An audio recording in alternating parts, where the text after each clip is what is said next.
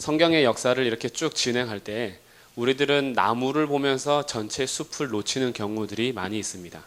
성경에 큰 맥락이 있고 성경의 숲을 봐야 하는데 숲은 알지 못한 채 내가 지금 나무만 보면서 감동받을 때가 있어요. 그 나무가 산에 어느 정도의 위치에 있는지, 그 나무가 왜 이 산에서 아름다운 광경을 연출하는지 전혀 모르고 그냥 그 나무로만 감경을 하다 보면 하나님의 말씀 속에서 한 구절 한 구절에 은혜는 받고 도전은 되지만 전체의 맥락에서 놓치면 진짜 의미를 상실하는 경우가 있다라는 것이죠. 그런 개념에서 출애굽기 10계명도 함께 봐야 하는데 저희가 지금까지 창세기에서 창조하신 하나님 그리고 왜 세상이 이렇게 됐는지 죄의 역사에 대해서 봤습니다. 하나님께서 우주를 창조하시고 하나님께서 가장 아름답게 사람을 창조하셨음에도 불구하고 사람들이 하나님을 반역하여서 원창조의 모습이 상실됐습니다. 그리고 죄로 인해서 다 죽어있는 땅 가운데 하나님께서 살리는 역사를 시작하시는 것이죠. 살아있는 사람들에게 법을 주시면서 지키면 살고 안 지키면 죽는다라는 그런 판단을 내리신 것이 아니라 죄로 인해서 다 죽어있는 인류 가운데 하나님께서 구원 역사를 시작하시는 것입니다. 그렇게 구원 역사를 시작하시는데 노아 때에 와서는 정점이 이르렀습니다. 하나님께서 택하신 백성들마저 세상과 똑같아졌어요. 섞여서 하나님께서 구별하시고 여자의 후손으로 이어가야 할 백성들이 세상과 똑같아져서 혼합함으로 인하여 물로 쓸어버리시죠. 그때에도 하나님께서는 인류를 그만두지 않으시고 노아와 가족들을 남겨두셔서 구원을 계속 이어가시죠. 그래서 죄를 통해서 인간은 한없이 계속 나락으로 떨어지고 하나님께서는 여전히 신실하게 하나님의 약속을 지켜나가심을 성경 역사는 보여주고 있는 것입니다. 그런 상태에서 아브라함이 이제 시작됐습니다. 하나님의 구원 역사 중에 아브라함을 통해서 하나님께서 언약하셨습니다. 그리고 그 아들 이삭 그리고 야곱을 부르셔서 야곱을 이스라엘이라고 이름하셨죠. 그래서 이스라엘이라는 이름을 주시면서 12아들을 통해서 12지파를 형성하십니다. 하나님께서 이제 하나님의 나라를 건설해야 될 기초를 만든 것이 창세기였습니다. 그래서 창세기를 통해서 약속하신 씨와 창세기에서 약속하신 땅에 대해서 하나님께서 펼쳐가시는 것 중이죠. 그래서 창세기와 출애굽기는 떨어진 것이 아니라 창세기에서부터 신명기까지는 이게 히브리어 와우인데 우리나라로 말하면 그리고라는 뜻입니다. 항상 창세기, 출애굽기, 레위기, 민수기, 그러니까 출애굽기, 레위기, 민수기, 신명기 맨 앞에 이 단어가 붙어 있어요. 그리고라는 것을 통해서 각 권이 아니라 연결된다라는 것을 보여주는 거예요. 그래서 모세오경은 하나입니다. 하나. 한 책을 주셨고 그 책을 율법이라 그러는 거예요. 토라라 하는 겁니다. 그래서 출애굽기는 이제 단독적인 책이 아니라 연결되는 책이라는 거예요. 그래서 이 이스라엘 백성들의 정체성과 우리가 왜 애굽에 있는지를 말해주기 위해서 요셉 스토리가 중반에 이어졌었죠. 그래서 요셉 스토리를 이어가면서 메시아 유다 지파를 설명하기 위해서 갑자기 창세기 38장에 등장했습니다. 기억나시죠? 그렇게 진행된 다음에 이제 애굽에서 나오는 중이에요. 그러면 출애굽하는데 출애굽하는 목적은 가나안 땅에 들어가는 것이냐? 그렇지 않다라는데 우리가 염두에 될 숲이 있다라는 거예요. 단순히 가나안 땅 들어가는 게 목적이 아닙니다. 하나님 나라와 백성을 건설하는 것이 목적이에요. 하나님의 나라와 하나님의 백성들을 건설하기 위한 하나님의 작업이지 단순하게 애굽에 있는 백성들을 끌어내서 가나안 땅에 집어넣는 것이 하나님 목적이 아니라는 겁니다. 그래서 출애굽은 금방이었어요. 430년 동안 기다리신 다음에 10가지 재앙 내리시고 장자 치시면서 유월절 제정하시고 하루 만에 데리고 나왔습니다. 그런데 이 백성들을 만들어가는 과정은 가나안 땅에 들어갈 때 1세대들 다 죽고 2세대들 통해서 들어갔으나 이 세대들마저도 여호수아와 함께 정복하고 나서 사사시대를 맞죠.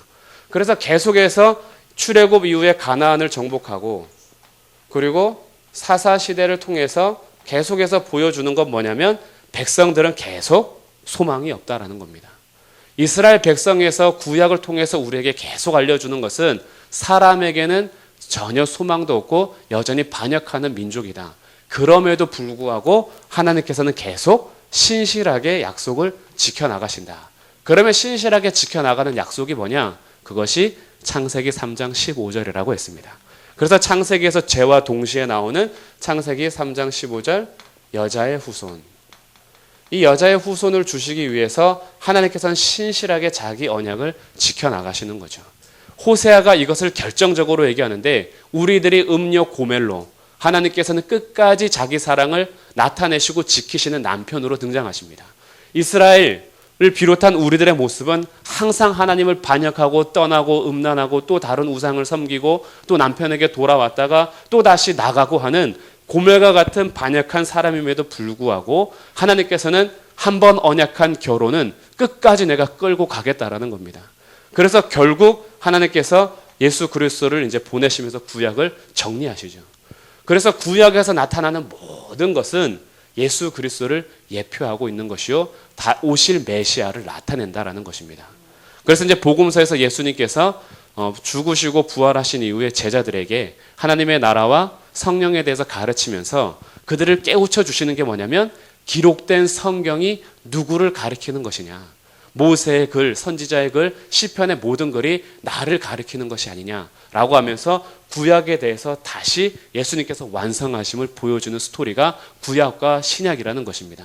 그래서 구약과 신약은 예수님의 오심으로 전후가 갈라지지만 구약의 하나님도 동일한 하나님이요, 신약의 하나님도 동일한 하나님입니다. 심판자도 하나님이시요, 구원자도 하나님이시라는 거예요. 그래서 우리들은 구약을 통해서 누구를 발견해야 하냐면 항상 메시아를 발견하는 겁니다. 그리고 예수 그리스도를 통해서 이 땅 가운데 이스라엘을 어떻게 만들어 가시는지 보는 장면이에요. 그 과정 중에 오늘 저희가 십계명의 후반을 하게 됩니다. 그렇다면 십계명이 무엇이냐 이거죠.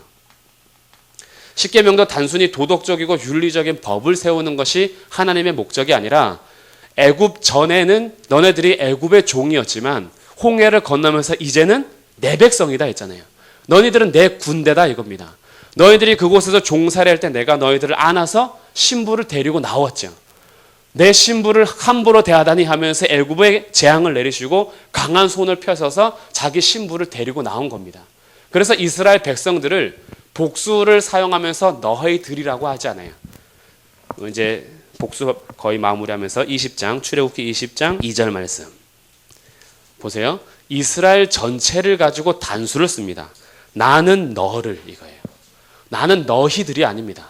나는 너를 애굽 땅 종되었던 집에서 인도하여 낸 내 하나님 여호와라. 이스라엘 백성 전체가 단수로 기록되는 거예요. 공동체 하나로 본 것입니다. 이스라엘 너네들은 각계 전투를 하면서 각자 존재하는 자가 아니라 너네들이 함께 있는 것이 곧 하나라는 거예요. 그래서 하나님께서는 이스라엘을 하나의 신부로 맞이하신 겁니다. 신부로 부르셔서 이들을 하나님께서 데리고 나오신 거죠. 독수리가 아기를 새끼를 등에 업듯이 쫙 등에 업고 쭉 오셨잖아요. 그래서 너무 중요한 말씀 출애굽기 19장 5절 6절 내가 세계가 다 내게 속겠지만 너희가 내 말을 잘 듣고 내 언약을 지키면 내 소유가 뭐라 했죠? 보물이라 했잖아요. 보물. 히브리어로 세귤라입니다. 너희들이 내 보물이다. 그리고 제사장 나라가 되며 거룩한 백성이 될 것이다 라고 이들의 정체성을 확실하게 해준 겁니다. 그러니 애굽에서 종로로 타던 이 여인을 하나님께서 데리고 나오셨는데 이 백마탄 신랑이 단순하게 농장 주인이 아니라 한 나라의 왕이었던 거예요. 왕으로서 종로로 타던 여인을 데리고 나온 겁니다. 그러면 데리고 나왔기 때문에 법과 상관없이 신부가 되었잖아요. 그런데 신부로서 왕과 결혼할 때 왕국 백성으로서 지켜야 될 법도가 있는 것입니다. 그냥 데리고 나와서 너 마음대로 살아 이것은 한 나라의 왕이 아니겠죠. 한 나라의 왕이라면 그 나라의 법과 질서를 가르쳐 줘야 합니다. 근데 우리를 데리고 나온 신랑이 하나님의 나라의 왕이셨어요. 전 세계가 다 하나님의 것이지만 죄로 인해서 구별이 됐기 때문에 죄로 인해서 분리가 됐기 때문에 분리된 세상 속에서 새로운 하나님의 나라를 형성하시는 것입니다. 그래서 하나님 거룩하게 구별하셔서 거룩한 백성, 거룩한 신부로 맞이하신 이후에 내 백성은 이렇게 살아야 한다라고 주는 게 십계명이었습니다. 그래서 십계명은 이것을 지켜야지 내 백성이 된다라는 것이 아니라 내 백성이라면 이렇게 살아라라고 주신 것이 십계명이라는 거예요. 이해되시죠? 그래서 십계명을 크게 이제 10가지를 나눠보면 예수님께서는 이것을 2가지로 정리하셨습니다. 하나님 사랑, 나머지는 이웃 사랑이죠. 십계명을 크게 나누면 딱 두 개예요. 이것을 결국 하나로 얘기한다면 사랑이죠. 십계명의 근본 정신입니다. 근본 정신은 하나님 사랑과 이웃 사랑이에요. 그래서 1계명부터 4계명까지는 하나님이 누구신지, 어떻게 예배해야 되며 어떻게 섬겨야 하는지 말해줍니다. 나 외 다른 신을 내게 두지 말라라고 하면서 다른 신은 없다라는 것을 알려주셨으며, 너를 위하여서 우상을 만들지 말라 하시면서 하나님을 섬긴다라는 우리의 마음조차도 우상 숭배하는 마음으로 갈 수 있기에 하늘에 있는 것이나 땅 아래에 있는 것이나 물속에 있는 어떤 형상으로도 하나님을 나타낼 수 없으니 만들지 말라 하셨습니다. 하나님을 예배하는 방법을 알려주신 것이죠. 그리고 세 번째, 내 이름을 망령되이 일컫지 말라 하면서 하나님은 눈에 보이지 않습니다. 그래서 하나님의 형상을 우리는 만들 수 없기 때문에 항상 보이지 않는 하나님을 섬겨야 하는데, 그랬기 때문에 범할 수 있는 우려, 하나님이 안 계신 것처럼 생각하면서 하나님의 이름을 악하게 쓰던가 허무하게 쓰던가 아무 의미 없이 부르지 말라라는 거죠. 그래서 하나님께서는 인격적인 하나님으로 우리와 관계하겠다 이겁니다. 신랑과 신부가 서로 정결한 의식을 가지고 그 앞에서 사는 것처럼 나와 너의 관계가 인격적으로 서로 존중하고 서로 거룩히 이름을 망령되이 일컫지 말라 하셨고, 안식일을 통해서 지난주에 안식일이 왜 주일로 됐는지, 그 모든 것의 주인이 예수 그리스도라는 것을 같이 나누면서 결국은 이 4계명을 통해서 하나님의 사랑, 그리고 그 모든 것을 이루신 예수 그리스도를 나타냈다면, 이제 5계명부터 10계명까지는 이웃 사랑인데 정확하게 표현하자면 사람 사이의 관계입니다. 사람 사이의 관계. 1계명부터 4계명까지는 하나님과의 관계라면 5계명부터 10계명은 사람과의 관계죠. 근데 이 사람과의 관계를 나누는데 제 첫 번째 이 땅의 계명이 5계명, 내 부모를 공경하라입니다. 자, 12절 말씀. 내 부모를 공경하라. 그리하면 내 하나님 여호와가 내게 준 땅에서 내 생명이 길리라. 이 공경하다라는 히브리어가 명예롭게 하다라는 뜻입니다. 내 부모를 명예롭게 하여라. 내 부모를 영광스럽게 하여라. 이것이 이 땅 가운데 사람 사이의 관계에서 주신 첫 번째 계명이에요. 그래서 부모님은 이웃과의 관계 속에서 수평적인 관계가 아닙니다.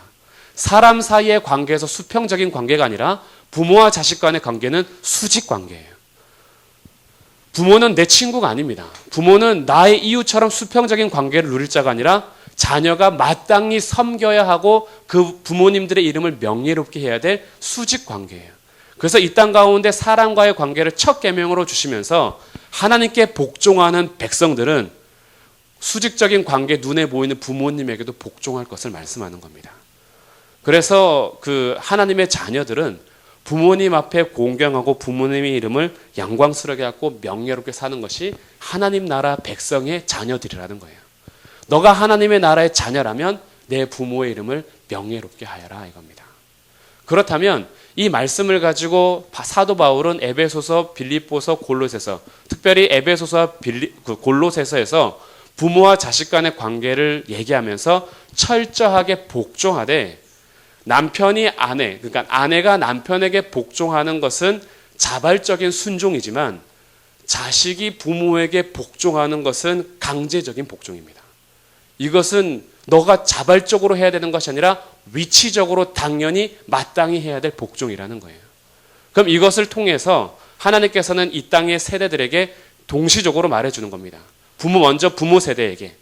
부모님은 자기의 자녀가 나에게 철저하게 복종하고 공경할 수 있게끔 무엇을 가르쳐야 하냐면 하나님의 말씀대로 가르쳐야 한다라는 거예요. 하나님의 말씀이 아니라 세상의 법을 요구하면서 자녀들에게 무조건 공경해라라고 하면 혼란이 당연히 따라오게 됩니다. 참 진리가 아닌 것을 가지고 부모님이 자녀 교육을 한다면 세대 간의 생각의 차이가 있고 자기의 또 다른 성격과 기질과 자란 환경이 다르잖아요. 그런데 진리는 변하지 않고 영원한 것이기 때문에 이것을 강요하는 건 괜찮아요. 부모님이 자녀에게 이것은 어떻게 해서든지 강요해야 되고 어떻게 해서든지 하나님을 섬기는 데 있어서 정말 부모님의 생명을 다해서 자녀에게 하나님을 알려줘야 합니다. 근데 나머지 것들, 진리가 아닌 이 땅을 살아가는 방법은 세대마다 조금씩 달라질 수 있어요. 그것은 조금 풀어주셔야 됩니다. 그런데 부모님들이 그것을 하지 않고 손에 꽉 쥐고 있으니까 사도 바울이 얘기하잖아요. 자녀를 노엽게 하지 말고 오직 주의 교훈과 훈계로 양육하라. 부모님에게 공경할 방법을 알려준 거예요. 교육의 방법을 알려준 겁니다. 부모 세대들이 자녀들에게 교육하는 것은 하나님의 말씀을 가르치라는 거예요. 거기에 대해서는 자녀들은 철저하게 복종하라는 겁니다. 같이 가야 돼요. 무조건 부모님이 강요만 하는 것이 아닙니다. 하나님의 말씀이 아닌 것을 강요하면 부딪힙니다. 하나님의 말씀은 철저하게 아주 정말 그때는 초를 드는 거예요. 하나님을 거역했을 때는 매를 드는 겁니다.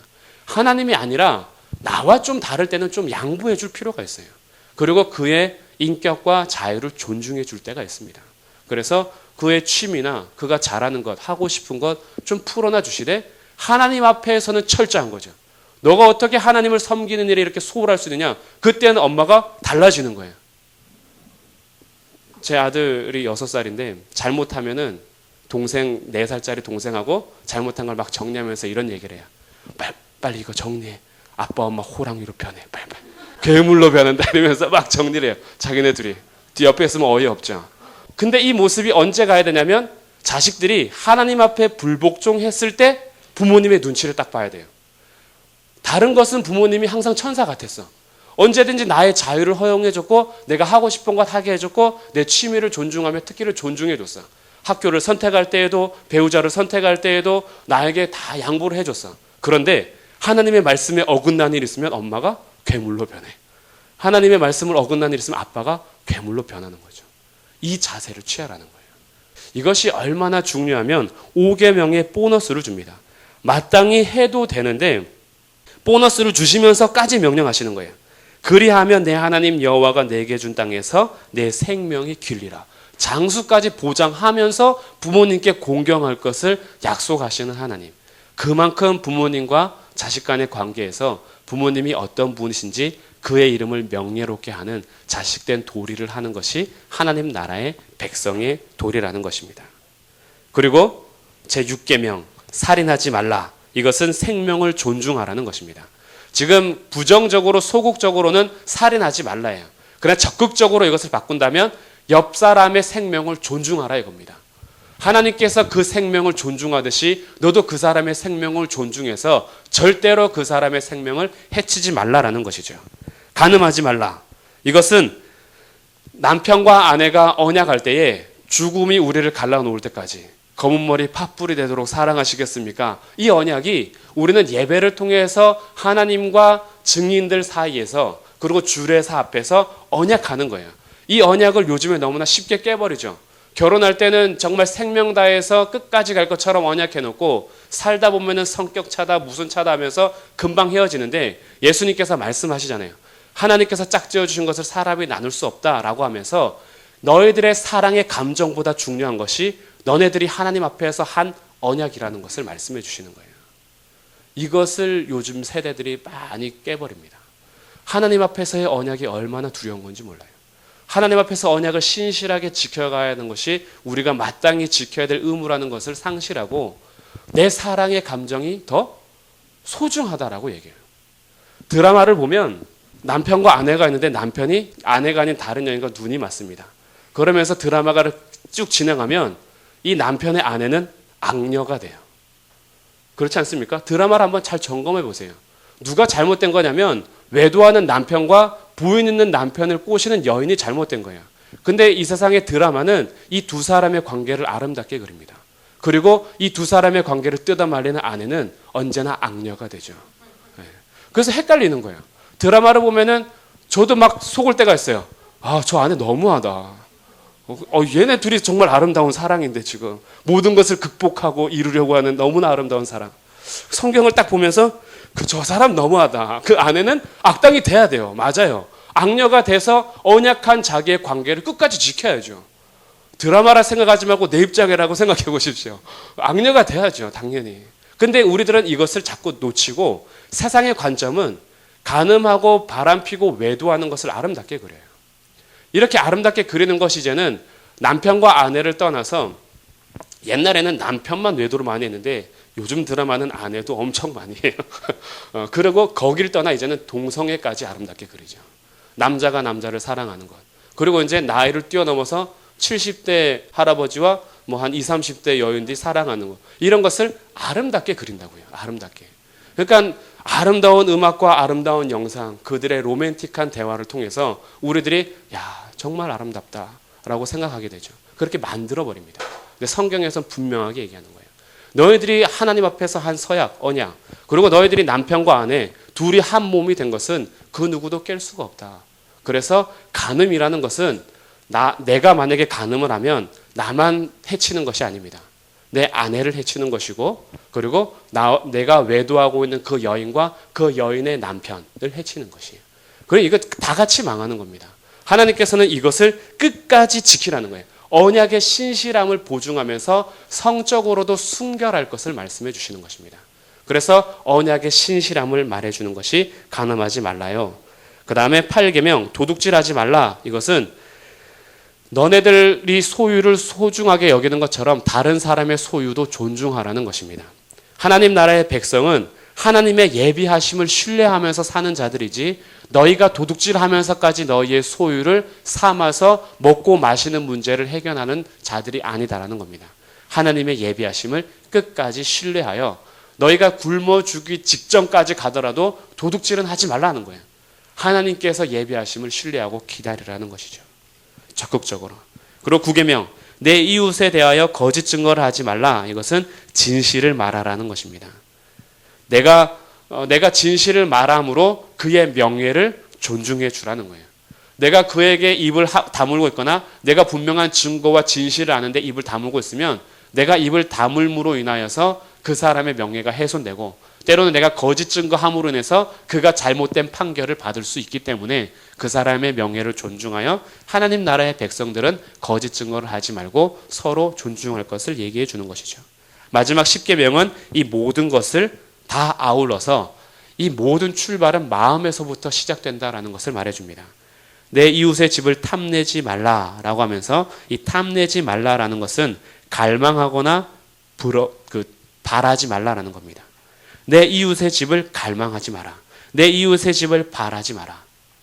그래서 내 이웃의 아내라든지 그의 남종, 여종, 소나 나귀, 물은 내 위의 소유를 탐내지 말라라고 하면서 너의 집안에 있는 그것으로 자족할 줄 알라라는 것입니다. 아, 옆집이 너무 잘 사는 것 같아. 옆집 차랑 내 차랑 비교하고 옆집 자식들이랑 내 자식들 비교하면서 사는 것이 아니라 주어진 너의 가정 안에서 자족하며 하나님 바라보는 백성들이 바로 하나님 나라의 백성이라는 것을 가르쳐 주는 것입니다. 그래서 10계명은 율법이 지난 이후에도 사라지는 것이 아니라 이것은 이 정신을 가지고 가서 하나님 나라 백성들의 정신, 1계명부터 4계명까지 하나님을 사랑하는 이 정신을 끝까지 지키며 이웃에 대한 사랑의 정신을 지키면서 하나님의 나라 백성들이 마땅히 지켜야 될 사랑의 국가를 이루라는 것이 하나님의 명령이었습니다. 그렇게 해서 계명을 완성하시는데 18절 보세요. 뭇 백성이 우레와 번개와 나팔 소리와 산의 연기를 봅니다. 그들이 볼 때 떨면서 멀리 서서 모세에게 이렇게 말합니다. 19절 당신이 우리에게 말씀하십시오. 우리가 듣겠습니다. 하나님이 우리에게 말씀하지 말게 하소서. 우리가 죽을까 하나이다. 하나님의 임재가 두려웠던 거예요. 하나님께서 우레와 번개 나팔 소리 바바바 하면서 산에 쫙 임재하니까 야 잘못 갔다가 죽겠다라고 한 겁니다. 너무 무서운 거죠, 하나님이. 그래서 모세 너가 대신해서 가서 듣고 우리한테 말해달라는 거야. 근데 모세가 말하는 것을 보십시오. 20절 모세가 백성에게 이르되 두려워하지 말라. 하나님께서 임하시는 이유가 있다라는 거예요. 하나님께서 이렇게 무섭게 임하시는 것은 너희를 시험하고 너희로 경외하여 범죄하지 않게 하려 하심이니라. 하나님께서 눈에 보이지 않지만 임재하실 때 강하게 임재하시고 두렵게 임재하심으로 아, 하나님 앞에 벗어날 수 없다. 하나님께 범죄하지 말라라는 것을 눈으로 볼 수 있게끔 은혜를 베푸신 것이 두려운 가운데 임재하시는 하나님의 임재였다라는 것입니다. 그렇게 해서 이제 백성들이 하나님에 대해서 듣게 되었고 하나님의 임재를 보게 되었어요. 이렇게 보게 되면서 21장부터 23장까지 세부적인 법을 주십니다. 너네들이 어떻게 법을 철저하게 지켜야 되는지 종에 대해서, 폭행이나 사형법에 대해서, 그리고 누군가를 상해했을 때에 대해서 21장에 얘기해 주고 22장에서는 배상법에 대해서 이런 것들을 얘기해 줍니다. 재판은 어떻게 해야 하며 공평에 대해서 23장에 얘기하면서 공평하게 이렇게 판결하라 라는 것을 말해 줍니다. 그리고 여기에 대해서 23장 10절 너는 6해 동안은 너의 땅에 파종하여 그 소산을 거두고 7째 해에는 갈지 말아라 라고 하면서 안식년에 대해서 얘기해 주죠. 안식년. 7일에 대해서 7일째 되는 날은 안식일, 7년째 되는 날은 안식년. 그리고 새 절기에 대해서 말해 줍니다. 14절부터 15절에 무교병의 절기 하면서 무교절을 얘기하시고 16절에 맥추절을 지키라. 그리고 16절 중반에 수장절을 지키라 라고 하면서 절기에 대해서 얘기해 주죠. 이런 법을 언약서에다가 담고 있습니다. 이렇게 얘기하면서 드디어 십계명과 언약서를 준 다음에 24장에서 언약식을 체결합니다. 24장의 내용이 이제 후반부에 이어지는 아론과 백성들이 금송아지 만드는 사건과 비교되면서 너무나 중요한 장면이에요. 지금 하나님께서 어떻게 하셨냐면 잘 보셔야 돼요. 십계명을 말씀하셨습니다. 그리고 21장부터 23장까지 세부적인 법을 말씀하셨어요. 여기에는 절기 3개가 들어있었습니다. 절기에 대해서는 이따가 레위기 하면서 같이 더 자세히 할 거고요. 이렇게 하면서 이것을 뭐라고 얘기하냐면 자 24장 7절 보세요. 24장 7절에 언약서 나오죠. 언약서. 보이시나요? 언약서를 가져다가 얘기하는 거예요. 이 언약서가 지금 이걸 말합니다. 하나님께서 언약 백성들, 언약식을 할 때에 하나님과 이스라엘 백성 사이에 언약식을 가지고 가서 낭독하고 여기에 대해서 서로 서명하는 식을 하는 거예요. 서명식을 하는데 하나님께서 명령하시는 것이 있습니다. 하나님께서 임재하는 산이 있어요. 임재하는 산에 하나님께서 두려움과 우레와 번개 가지고 쫙 임재하십니다. 그리고 임재하는 이곳 중반까지 올라오는 사람들을 명령하는데 아론과 그 아들들 그리고 70명의 장로들이 여기 오게 합니다. 그러니 73명이 여기까지는 올라올 수 있어요. 리더들이에요. 리더들. 장로들과 아론의 그 아들들. 그리고 나머지 백성들은 이 밑에서 보고 있는 겁니다. 산 밑에서. 산 밑에서 나머지 백성들이 보고 있어요. 그리고 여기 임재하시는 이곳에는 모세만 나가서 볼 수 있습니다. 이것이 언약 체결의 준비였어요. 그래서 24장 1절 모세에게 이르시되 너는 아론과 나답과 아비우와 이스라엘 장로 70명과 함께 여호와께로 올라와 멀리서 경배하고자. 아론, 나답, 아비우 70명이 73명 여기까지 왔죠. 그리고 2절 너 모세만 여호와께 가까이 오라는 거예요. 모세만 하나님이 임재하시는 이 정상에 올라가는 겁니다.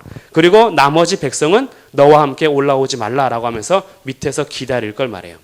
그리고 나서 6절 먼저 5절에서 번제하고 화목제 드리고 6절에 피를 가지고 반은 여러 양푼에 담고 반은 제단에 뿌립니다.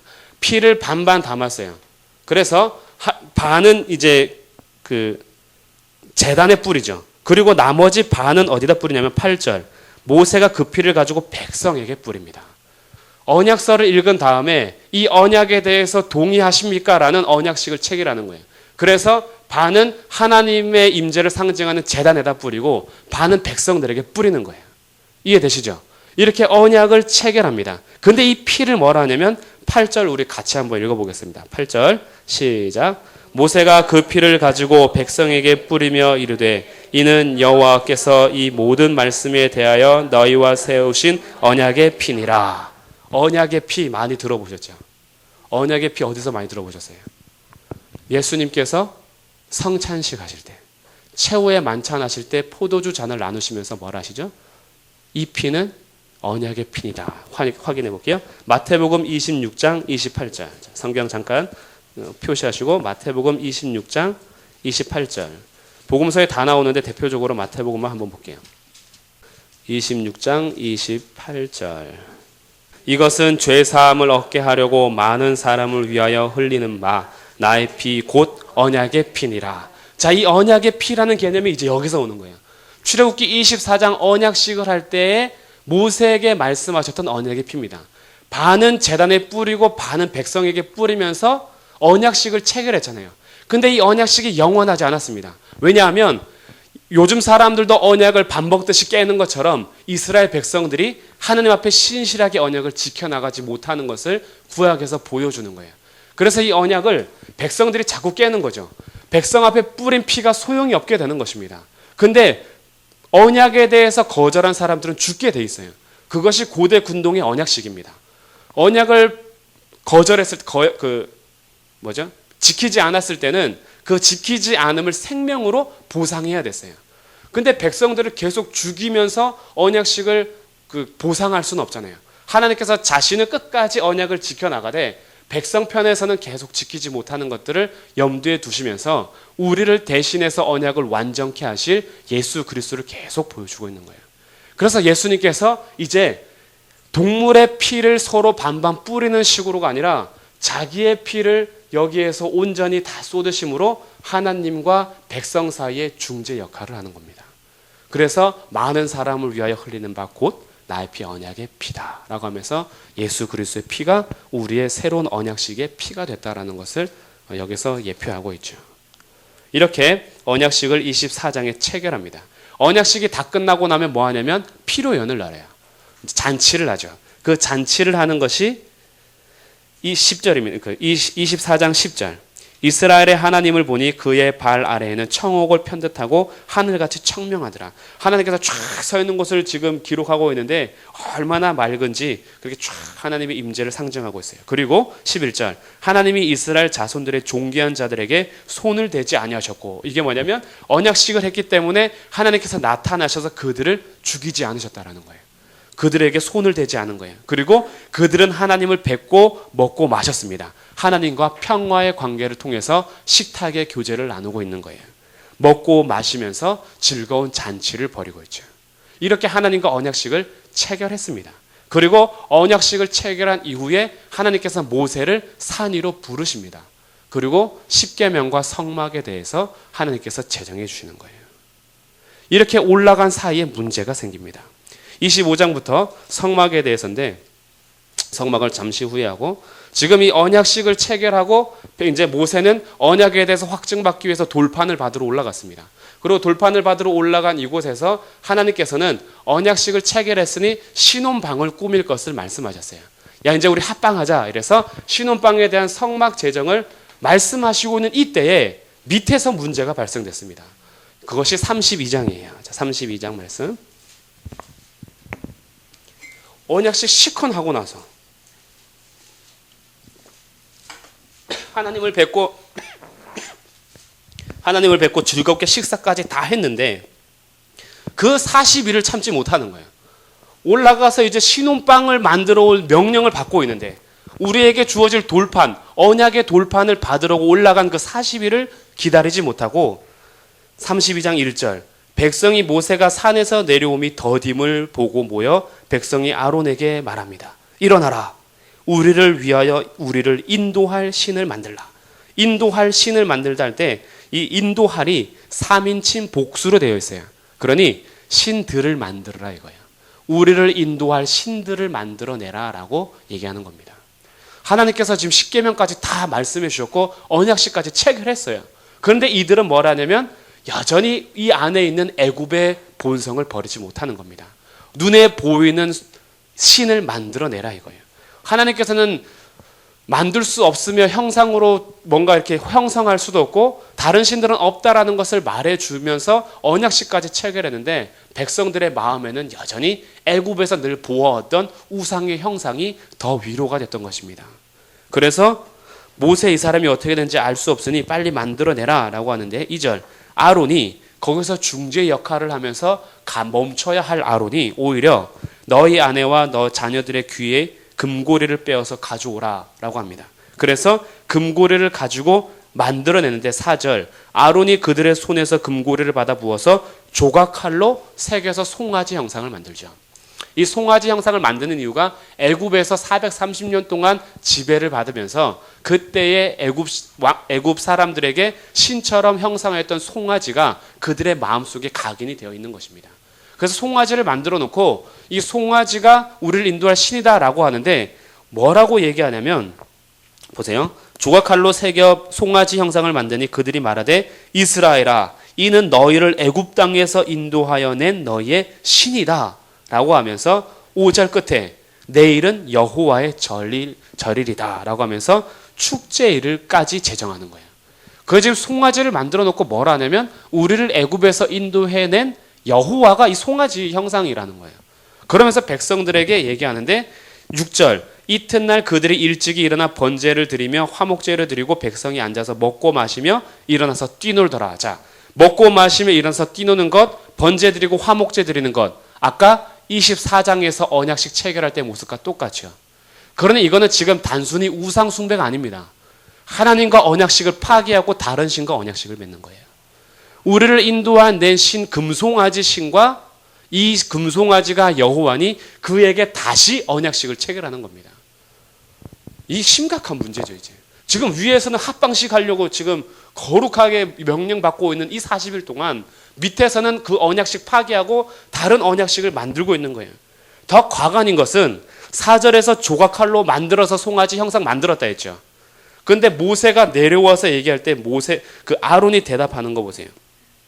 32장 23절부터 그들이 내게 말하기를 우리를 위하여 우리를 인도할 신을 만들라. 이 모세 곧 우리를 애굽 땅에서 인도해낸 사람은 어찌된지 알 수 없다. 그래서 24절 내가 그들에게 이르기를 금 있는 자는 빼내라 한즉 그들이 그것을 내게로 가져왔기로 내가 불에 던졌더니 이 송아지가 나왔습니다. 이런 식으로 되는 거예요. 자기들이 만들어 놓고 그것을 승격화하고 신격화하는 겁니다. 손으로 깎아 만든 걸 가지고 우상 숭배하는 오늘날의 우리의 무지와 똑같잖아요. 나무 같은 거 우리가 부러뜨릴 수 있는데 그 나무 부러지면 어떻게 될까봐 쩔쩔맵니다. 결국 그거 사람이 다 깎아 만든 건데 거기에다가 금 씌웠고 그걸 써가지고 종이 사람이 써서 부적 딱 붙여놓고 부적 찢어지면 큰일 날까봐 사람이 다 만든 건데 쩔쩔매는 거죠. 그러면서 얘기하는 것은 불에 던졌더니 얘가 쑥 튀어나왔다 이거야. 조각칼로 다 만들어 놓고 이렇게 언약식을 파기하고 다른 신에게 섬기면서 언약식을 하는 이 장면에 모세가 하나님이 이제 진노하시죠. 7절 지금 모세는 밑에서 무슨 일이 벌어지고 있는지 몰라요. 위에 올라가 있으니까. 근데 하나님은 아세요. 하나님은 다 보고 계시죠. 그래서 7절 여호와께서 모세에게 이르시되 너는 내려가라. 내가 애굽 땅 잘 보세요. 내가 애굽 땅에서 인도하여 낸 내 백성이 부패했다. 모세한테 뭐라 그래요? 모세 너가 인도하여 낸 너의 백성이다 이거예요. 그래서 지금 그들이 8절 내가 그들에게 명령한 길을 속히 떠나 얼마나 빠르게 떠나버리는지 40일도 참지 못하고 금방 돌아서는 거예요. 그래서 자기를 위해서 송아지를 부어 만들고 그것을 예배하며 10계명을 지금 다 파괴하고 있는 겁니다. 그것에게 제물을 드리며 말하기를 이스라엘아 이는 너희를 애굽 땅에서 인도하여 낸 너희 신이다. 9절 끝에 보니까 이 백성을 보니 목이 뻣뻣한 백성이다. 이 목이 뻣뻣하다라는 것은 소에게 멍에를 씌워서 농사일을 하려고 하는데 이 소가 목을 계속 이렇게 막 튕기는 거예요. 그래서 멍에를 씌울 수가 없는 거죠. 일을 시켜야 되는데. 그래서 이런 것을 목이 뻣뻣하다 그래요. 이스라엘 백성들이 목이 뻣뻣하니까 하나님께서 백성 삼아서 가야 되는데 아주 계속 거역한다라는 거예요. 이 백성이 목이 뻣뻣한 백성이다. 그래서 10절 내가 하는 대로 돌아 내가 그들에게 진노하여 그들을 진멸하고 너를 큰 나라가 되게 하리라. 모세야 너가 인도하여 낸 너의 백성들은 나를 떠났으니 이들 다 죽여버리고 내가 너부터 다시 시작할게 이런 말이에요. 그런데 모세의 기도를 보십시오. 아주 오묘합니다. 11절 모세가 그의 하나님 여호와께 구하여 이르되 여호와여 어찌하여 그 큰 권능과 강한 손으로 애굽 땅에서 인도하여 내신 주의 백성에게 뭐가 바뀌는지 아시겠죠? 하나님께서는 모세에게 너 백성이라 했는데 모세는 주의 백성이라고 얘기하잖아요. 그리고 12절 어찌하여 애굽 사람들이 이르기를 여호와가 자기의 백성을 산에서 죽이고 지면에서 진멸하려는 악한 의도로 인도하여 냈다고 말하게 하시려 합니까? 주의 맹렬한 노를 그치시고 뜻을 돌이키사 주의 백성에게 이 화를 내리지 마십시오. 하나님 이 반역한 백성들은 모세 저의 백성이 아닙니다. 하나님의 백성 아닙니까? 중보 기도할 때 모세의 확실한 것을 우리가 바르게 알아야 돼요. 모세는 지금 하나님께 자기의 뜻을 펼치는 것이 아니에요. 하나님의 영광된 뜻이 백성들에게 있었습니다. 근데 하나님께서 모세에게 내 백성 아니다라고 포기했어요. 너의 백성이고 너가 인도해낸 백성이다라고 했어요. 근데 모세는 언약을 다시 붙잡고 얘기하는 겁니다. 하나님, 우리가 언제는 신실했습니까? 이거예요. 하나님께서 주의 백성들에게 베푸신 것들 끝까지 지켜주십시오. 하나님, 주의 백성들이 이렇게 죽는다면 하나님의 이름이 먹칠되는 거 아니겠습니까? 자기의 백성을 이곳에서 죽이려고 인도해낸 악한 신처럼 여겨지는 겁니다. 하나님의 이름이 망령되이 일컬어질 것입니다. 그러니 주의 백성들에게 이 화를 내리지 마십시오라고 중보하는 겁니다. 우리가 중보 기도할 때 이런 자세로 기도하면 참 좋아요. 우리 자녀들을 위해서 기도할 때도 마찬가지입니다. 내 자녀가 아니라 주의 자녀 아닙니까? 그러면 하나님께서 우리의 기도에 더 너가 바르게 아는구나 아시겠죠? 하나님, 내 자녀가 이렇게 간다면 그냥 꺾어버려서도 상관없지만 이 백성도 주의 백성 아닙니까? 하나님, 주의 백성에게 하나님의 은혜를 베풀어 주십시오. 이게 진짜 중보기도예요. 이 여기에서는 뭐가 필요하냐면 모든 것이 내 것이 아님을 기억하고 하나님이 주인이신 바른 신앙이 필요합니다. 내게 주신 재물도 내 것이 아님을 인정해야 돼요. 하나님, 이 모든 재물이 주의 영광으로 해서 쓰여질 재물인데 하나님 복되게 해주십시오 라고 기도하면서 내 모든 소유를 하나님께 드리는 자의 자세, 그것이 마땅한 자세라는 거예요. 내 자녀도 그렇고 내 남편이나 아내도 그렇고 내 것이 아님을 인정하고 주님의 것임을 인정하면서 주님 앞에 기도하는 겁니다. 그리고 하나님 앞에 바르게 기도하는 거죠. 하나님의 영광과 뜻을 존중하면서 말입니다. 하나님, 우리에게 이런 일을 행하시는 것이 하나님의 영광이 드러난다면 우리에게 고난이 닥치더라도 그것은 감내해야 되는 고난이에요. 우리의 고난을 통해서 하나님 영광 받으신다면 거기까지 우리가 드릴 줄 알아야 돼요. 그저 피하고 두려움을 피하고 내게 닥치는 시험을 피하고 고난을 벗어나는 것만이 바른 것이 아닙니다. 하나님의 영광과 뜻을 위해서 때로는 고난 속에 들어갈 때도 있어요. 다니엘과 세 친구들처럼 하나님의 영광을 위해서라면 불 속에 자기를 던질 때가 있고 사자굴에 들어갈 때가 있는 것입니다. 죽든지 아니 죽든지 그들에게 상관없었습니다. 그들에게 유일한 소망은 하나님이 존귀케 되는 것이었어요. 그랬기 때문에 끝까지 하나님에 대한 신앙을 굽히지 않은 것입니다. 들어가면 마땅히 하나님께서 구하시겠지만 구하시지 않더라도 이 일에 대해서 왕에게 대답할 일이 없습니다. 그리고 당당하게 들어갑니다. 그것을 피하지 않는 거예요. 고난을 피하게 해주십시오. 풀무불 사자굴을 피하게 해주십시오가 아니에요. 하나님의 영광을 나타내 주십시오. 그러니 하나님께서 불 속에서 사자굴에서 영광을 나타내시잖아요. 데리고 나오시는 거죠. 우리가 이런 자세를 갖는 겁니다. 모세의 기도를 본받아서 하나님, 주의 백성입니다.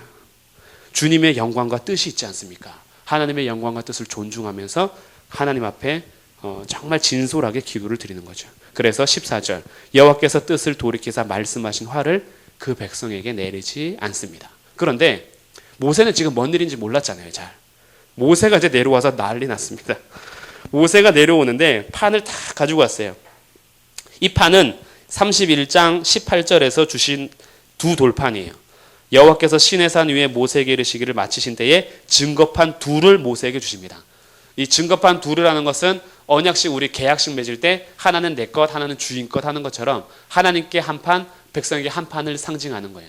그래서 이 언약 돌판을 가지고 내려오는 거예요. 내려오는데 17절 여호수아가 말합니다. 밑에서 지금 요란한 소리가 나는데 싸우는 소리 같습니다. 하니 18절 모세가 이르되 이것은 승전가도 아니고 패하여 부르짖는 소리도 아니다. 내가 듣기에는 노래하는 소리다. 이 노래하는 소리라는 히브리어 원어가 제멋대로 하는 노랫소리다 이거예요.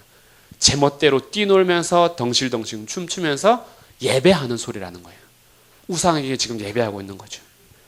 그래서 진에 가까이 가는데 19절 송아지와 그 춤추는 것을 보고 크게 노하여 손에서 그 판들을 산 아래로 던져 깨트려 버리죠.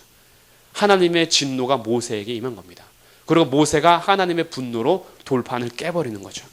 겉에 쓰여진 언약서가 무슨 상관이냐 이거예요. 마음판의 돌판들이 이미 다 깨졌습니다.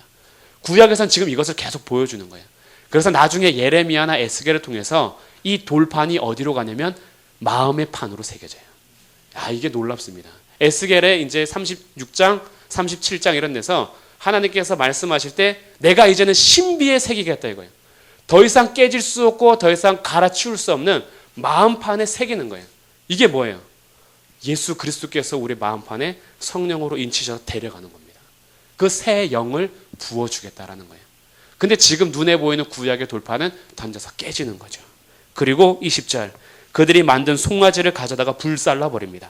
부수어서 가루를 만들어요. 그리고 물에 뿌린 다음에 이스라엘 자손에게 마시게 합니다. 이렇게 마시게 하는 이유는 자신들이 지은 죄와 죄의 결과를 몸 깊이 새기게 하기 위함입니다. 이것은 그냥 넘어갈 일이 아니라는 거예요. 마음 깊이 뼛속을 깎는 고통과 그 마음판의 결과들을 새기라는 겁니다. 너희들이 잘못한 것이 얼마나 위험한지. 그래서 모세가 21절부터 얘기하죠. 그래서 아론이 대답하고요. 25절, 모세가 본즉 백성이 방자합니다. 방자하다라는 게 아까 제멋대로 춤추는 그 장면을 얘기하는 거예요. 이방인들의 제사, 그러니까 우리가 영화 속에서 가끔 볼 때 원주민들이 우가자가 우가자가 막 그런 거 있죠. 쿵쿵쿵쿵 하면서 난리 나는 그 노래, 그리고 막 제멋대로 춤추는 그 예배를 지금 금송아지 앞에서 그렇게 하고 있는 거예요. 이 방자 향하는 이들에게 26절, 모세가 진문에 서서 말합니다. 누구든지 여호와 편에 있는 자는 내게로 나오라. 마지막까지 열어놨어요. 지금 너희들이 돌판을 깨고 우상 깨고 이 죄와 죄의 결과물에 대해서 마음 깊이 새기게 해서 마셨습니다. 근데 또 열려 있는 거예요. 누구든지 여호와 편에 선 사람들은 오라 이거예요. 그러면 다 와야 되잖아요, 상식적으로. 근데 이때까지도 안 움직여요. 누구만 움직이냐면 레위 자손들만 움직입니다. 26절 끝에 레위 자손이 다 모여 그에게 갑니다. 이 사건을 통해서 레위 자손이 구별되는 거예요. 그래서 레위 자손은 성막에서 봉사할 직무를 얻게 됩니다. 원래 레위 자손은 창세기에서 그 시므온과 레위와 함께 그 자기 누나 누이를 죽이러 간 세겜 백성들에게 칼로 잔해하게 해서 야곱이 축복할 때 너희들의 칼에 대해서 아주 그 장자권까지 상실하잖아요. 르우벤은 침실 때문에, 그 다음에 시므온과 레위는 그 칼, 폭행 때문에, 살인 때문에 제거되는데 이것을 뛰어넘고 하나님 편에 서서 명예를 회복하는 겁니다. 그래서 다시 하나님 편에 서서 이들이 성막을 봉사할 수 있는 구별된 민족으로 바뀌게 돼요. 그리고 이 레위인은 나중에 하나님께서 출애굽할 때에는 장자가 내 것이다 했죠. 기억나세요? 장자를 다 친 다음에 이제부터 처음 나는 것은 내 것이다 했잖아요. 근데 나중에 레위인이 내 것이다라고 바뀌어요. 하나님께서 레위인을 구별하셔서 성막 가운데 봉사하게 하시는 거죠. 그래서 레위 자손이 모세의 말대로 28절에 3,000명 가량을 죽이고 하나님 앞에 다시 무릎을 꿇으려고 30절 올라갑니다. 그래서 하나님 앞에 중보기도를 다시 하는 거죠. 이제 진실을 안 거예요. 그 위에서 주의 백성에게 영광을 돌리면서 하나님의 영광과 뜻을 존중하며 기도했지만 밑에 와서 와보니 진짜 가관이 아닌 겁니다. 그래서 31절 여호와께로 다시 나아가 슬픕니다. 주님, 이 백성이 자기들을 위하여 금신을 만들었사오니 큰 죄를 범했습니다. 그러나 이제 그들의 죄를 사하시옵소서. 그렇지 아니하시오면 원하건대 주께서 기록하신 책에서 내 이름을 지워버려 주십시오. 모세가 백성들 앞에 분노하며 돌판을 깼지만 그 마음이 찢어지는 거예요. 이 백성 포기하고 자기를 통해서 하나님께서 다시 큰 나라를 세우겠다라는 약속이 있었습니다. 그러나 모세에게는 그것이 더 소중한 게 아니었어요. 모세에게 더 소중한 것은 하나님의 백성들이었습니다. 그래서 자기 목숨을 포기하면서까지 기도하는 거예요. 차라리 제 이름을 지워주십시오. 그때 하나님께서 말씀하시죠. 누구든지 내게 범죄하면 내가 내 책에서 그를 지워버릴 것이다. 이제 가라. 내 사자가 내 앞서 가리라. 34절. 하나님께서 죄에 대한 보응으로 같이 가지 않을 것을 말씀하세요. 내 사자가 갈 것이다. 그 전까지는 하나님께서 동행했었어요. 이제는 하나님께서 한 발 물러가시는 거예요. 내 사자가 너희와 함께 가리라. 이것을 가지고 모세가 하나님 앞에서 다시 기도하는 장면이 33장 7절부터예요. 모세가 항상 장막을 취하여 진 밖에 칩니다. 그리고 여기를 회막이라고 해요. 처음으로 등장한 회막입니다. 지금 여기는 성막을 만들기 전이에요. 25장부터는 성막 만들 것을 명령한 거고 나중에 이 사건 이후에 성막을 만들게 됩니다. 그러니 지금은 성막이 아직 없죠. 지금 이스라엘 백성들이 여기서 모여서 진치고 있습니다. 그래서 이스라엘 백성들이 여기서 살고 있는데 모세가 이 사건 이후에 여기 진 밖에다가 멀리 떨어져서 자기가 거할 장막을 따로 세워요. 그리고 여기를 회막이라 했어요. 이제 하나님께서는 이 백성들 가운데 임재하지 않으십니다. 회막에서 모세만 만나요. 이것이 33장 7절이에요. 회막이라는 것은 만날 회자예요. 만날 회. 그리고 이 막이라는 것이 장막을 얘기하는 겁니다. 만나는 장막이다 이거예요. 성막도 마찬가지예요. 성막도 거룩할 성자에다가 천막 막자 쓰는 거예요. 그래서 거룩한 장막이다라는 건데 그냥 이 하나님께서 임재하시는 장막을 성막이라고 부른 거예요. 근데 여기 회막, 만나는 장막으로서 이제 따로 세워집니다. 그래서 항상 이스라엘과 떨어져서 회막이 됐어요. 9절, 모세가 회막에 들어갈 때 구름 기둥이 내려서 회막 문에 섭니다. 그리고 여호와께서 모세하고 말씀하시죠. 그리고 백성들은 이 회막에 임재하셔서 모세하고 얘기하는 그 장면을 볼 뿐이에요. 이제 자신들 가운데 하나님께서 임재하지 않습니다. 그래서 12절 이렇게 얘기하죠. 모세가 여호와께 아뢰되 보시옵소서 주께서 내게 이 백성을 인도하여 올라가라 하시면서 나와 함께 보낼 자를 내게 지시하지 않았습니다. 그리고 13절 내가 참으로 주의 목전에 은총을 입어 싸우면 원하건대 주의 길을 내게 보이사 내게 주를 알리시고 나로 주의 목전에 은총을 입게 하소서 이 족속을 주의 백성으로 여기소서. 이게 뭔 얘기냐면 하나님께서 같이 가지 않으면 무슨 소용입니까 이거예요. 하나님께서 같이 가 주셔야 합니다.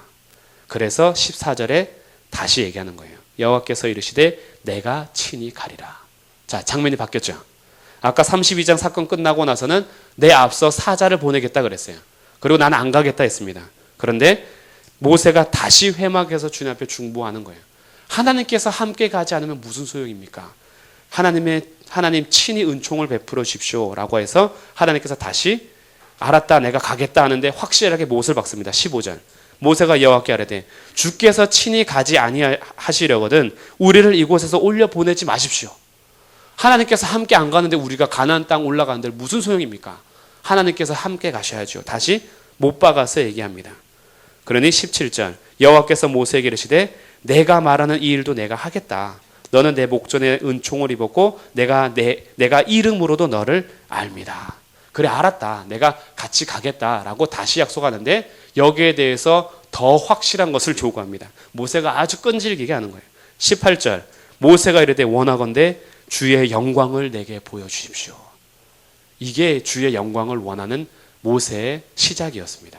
모세는 자기가 하나님의 영광 안에서 그냥 춤추면서 그런 것들을 보기에 좋은 것들을 얻고자 영광을 보기 원했던 게 아니에요.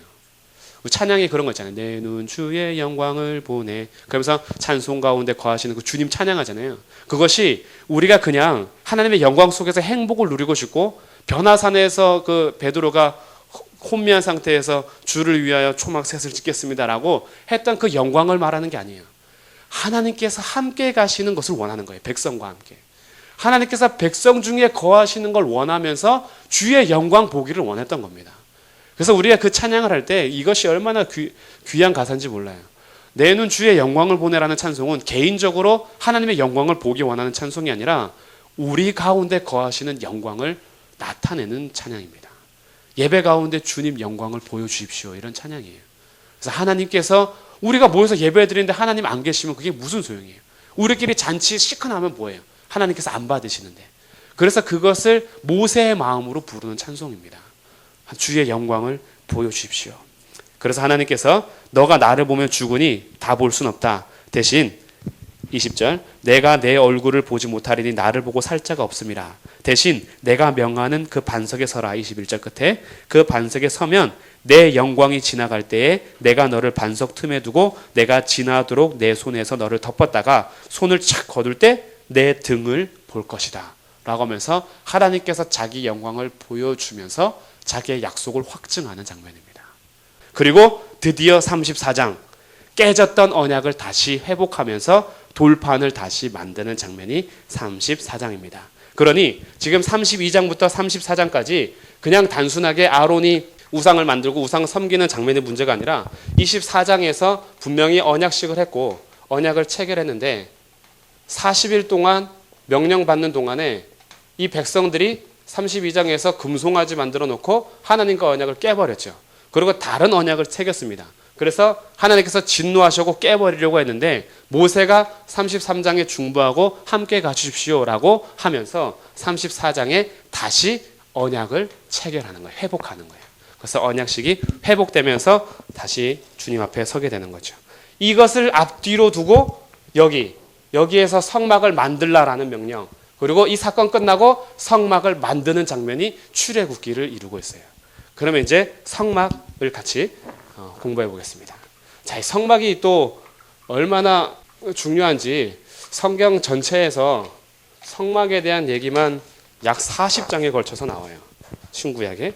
네, 지금 우리가 그것을 다 세세하게 할 수는 없고, 자, 성막 만드는 명령 25장으로 다시 가보겠습니다. 성막을 만들 때 성막은 먼저 첫 번째 하나님의 임재를 상징합니다. 신의 산 언약의 결정체예요. 신혼방 꾸미는 거예요. 그래서 첫 번째는 하나님의 임재를 상징해요. 하나님께서 거기 거하시겠다 이거예요. 두 번째는 하나님과 백성의 만남을 의미합니다. 만남. 그리고 하나님께서 백성을 보호하겠다라는 방이 성막이에요. 그래서 세 가지 의미를 가지고 있습니다. 그래서 이제 신혼방을 꾸미고 하나님과 만나는 장소로, 하나님께서 임재하시는 장소로, 신랑이 신부를 보호하는 장소로 쫙 성막의 제정이 시작이 됩니다. 그래서 25장 8절, 내가 그들 중에 거할 성소를 그들이 나를 위하여 짓되 명령하죠. 22절, 거기서 내가 너와 만나고 속죄소 위 곧 증거계 위에 있는 두 그룹 사이에서 내가 이스라엘 자손을 위하여 내게 명령할 모든 일을 내게 이르리라 라고 하면서 성막에 대해서 지을 것을 명령하고 제일 처음에 나온 게 증거궤, 하나님의 증거궤를 말합니다. 성막 앞에 그림이 있어요. 이게 성막 만드는 거예요. 낮에 구름 기둥으로 성막 그 중앙에 탁 임재하는 거예요. 이게 백성들이 진친 거거든요. 진치는 중간에 있죠. 밤에는 불기둥으로 하나님께서 임재하셔서 그 자신의 영광과 나타내시면서 말씀하시는 거예요. 그리고 이제 여기 이 만드는 세세한 것들을 얘기하는데 제일 처음에 말한 게 여기 안에 이게 지성소입니다. 지성소 안에 있는 증거궤를 얘기해 주고 있어요. 그것이 25장 10절부터 얘기해요. 너가 이제 이것을 만들 때 조각목으로 만들고 순금으로 싸라 라고 얘기하면서 16절, 내가 내게 줄 증거판을 궤 속에 둬라. 이 증거궤 안에 들어갈 증거판이 십계명 돌판입니다. 나중에 아론의 쌍난 지팡이와 만나까지 들어가지만 처음에는 십계명 돌판만 들어가게 돼 있었어요. 그래서 이 증거궤라는 것을 통해서 하나님께서 백성 가운데 임재하고 만나는 성막을 주시면서 이 성막은 너와 나 사이에 증거가 되는 임재의 장소다라는 것을 보여주는 것이 성막이에요. 그래서 이 증거궤는 지성소에 들어갑니다. 여기에는 1년에 한 번씩 대제사장만 들어갈 수 있어요. 그리고 이 증거궤는 조각목으로 만들고 순금으로 쓰는데 증거궤를 옮길 봉이 있습니다. 이런 옮길 봉 같은 거는 그리고 위에 뚜껑은 이제 그룹으로 만들어지는데 이 앞에 여기 뚜껑 있죠. 여기 이제 그룹들 천사들입니다. 천사들이 날개를 이렇게 펴고 서로 마주보고 이렇게 하나님 앞에 경외하면서 이렇게 서 있습니다. 그러면 하나님께서 말씀하실 때 어디에 임재하시냐면 두 그룹 천사 사이 여기에서 임재하시면서 말씀하세요. 아무 형상이 없어요. 하나님의 형상은 나타낼 수 없기 때문에 천사들까지는 형상화 만드는 것을 허락하셔서 만들지만 하나님의 형상은 전혀 없습니다. 여기에 구름으로 임재하시고 불로 임재하셔서 백성들에게 말씀하시는데 1년에 단 한 번만 대제사장이 여기를 들어갈 수 있어요. 들어가서 여기를 만나는 겁니다. 그리고 속죄소 그리고 증거궤를 하는 거예요. 이 증거궤를 통해서 하나님께서 말씀하시는 것은 요거 봉 있죠, 봉. 봉이 이제 레위인들이 메고 옮기는 건데 이것을 매지 않고 새술에다 넣었다가 베레스 우사 사건이 일어나는 거고요. 이것은 정금입니다. 정금. 요 나무는 조각목으로 만든 다음에 금으로 씌우는 거고 옮기는 것은 정금으로 만들라고 명령하셨어요. 그래서 이것은 하나님께서 하나님과의 만남이 이루어지는 이곳에서는 완전한 거룩함이 있어야 된다라는 것을 상징해 주는 거예요. 너희들이 메고 갈 때 정금으로 메고 가라는 거죠. 그리고 1년에 한 번씩 들어가서 하는 일이 있습니다. 여기가 이제 지성소, 성소. 여기 물두멍이 있고 여기 번제단이 있습니다. 그리고 여기가 이제 입구죠. 입구가 있고 여기 이렇게 치는 이것이 성막의 구조인데 분명히 죄를 지었을 때에 하나님 앞에 번제 드리는 장소는 여기잖아요.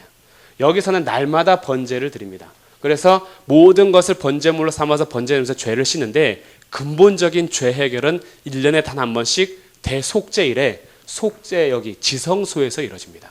그래서 하나님께서 지금 날마다 짓는 번제와 물두멍을 통해서 죄속하는 것을 얘기함에도 불구하고 1년에 단 한 차례씩 대속죄일에 대제사장이 들어가서 이곳에서 하나님의 말씀을 들어요. 그래서 이것을 증거궤라 하기도 하고 하나님의 법이 들어있다고 해서 법궤라 얘기도 하고 그리고 이것을 속죄소라고 하기도 합니다. 속죄소. 죄를 사하는 속하는 그런 그룹의 모습이에요. 1년에 한 번 들어가서 하는 일이 속죄소 여기에다 피를 바릅니다. 그러면서 제사장이 대제사장이 말씀을 듣고 나와서 여기에 서서 백성들에게 공포하는 거예요. 하나님께서 우리의 모든 죄를 사하셨고 하나님께서 이렇게 말씀하셨다라고 백성들에게 축복을 합니다. 그러니 여기에서 날마다 짓는 죄를 번제물로 통해서 하나님께 나아갈 수 있지만 근본적으로 해결하는 것은 1년에 한 번씩 대속죄일에 하는 거예요. 이것이 결국은 휘장 가운데 가려져 있는 것을 통해서 날마다 1년에 한 번씩 들어갈 수 있는 이것을 예수님께서 십자가에서 죽으실 때 휘장이 찢어지시잖아요. 이 찢어지는 것이 히브리서에서는 자기 육체가 찢어지는 것을 얘기합니다. 그러니 곧 휘장이 찢어지면서 예수님께서 십자가에서 모든 물과 피를 흘리실 때 1년에 한 번씩 들어가서 발라야 하는 그 피가 예수님의 피로 완전히 덮어져서 더 이상 지성소에 들어가는 것은 가려진 것이 아니라 예수 그리스도를 통해서 단번에 들어갈 수 있도록 하신 거죠. 그 지성소의 증거계를 제일 처음에 말해줍니다. 그리고 진설병상을 얘기해줘요. 23절부터 들어가면 오른쪽에 바로 진설병상이 있고 맞은편에 촛대가 있습니다.